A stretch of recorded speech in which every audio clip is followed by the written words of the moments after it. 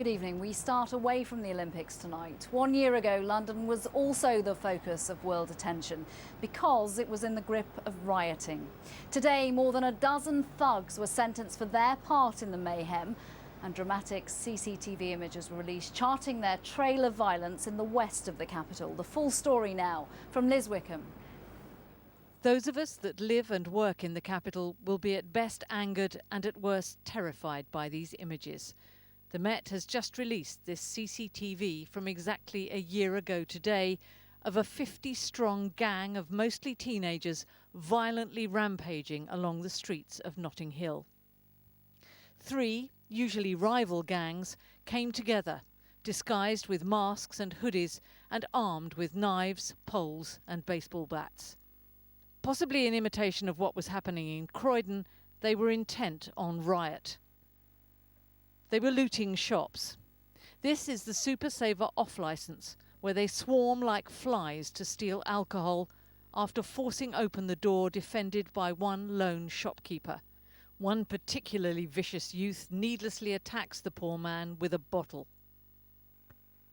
This is the office shoe shop, where stock is pointlessly destroyed or looted. On their way, they torch vehicles and destroy anything in their path. The mob broke into a casino where staff had attempted to barricade the door with a sofa, and one employee made a futile attempt to defend himself with an umbrella. Later, the Ledbury restaurant was in their sights. Around 40 horrified diners heard them coming and cowered in a corner of the dining room. They were robbed, physically attacked and forced to lie on the floor. Some of the victims were so traumatised they've asked for their images to be disguised. Brave staff attempted to see the armed attackers off, but were overwhelmed and threatened with bottles. It was a shameful night for the capital, but today at the Inner London Crown Court, Judge Usha Karu sentenced the 16 thugs to a total of 73 years. The 4 longest sentences were Gayassi Skinner, aged 20, 9 years 2 months for this and other crimes. Calum Hines, aged 19, 9 years. Ahmed Al-Jaf, aged 19, 9 years. And Anas Ibrahim, aged 20, 6 years. Hopefully these sentences send a strong message that those involved in gangs, the police are looking to target you.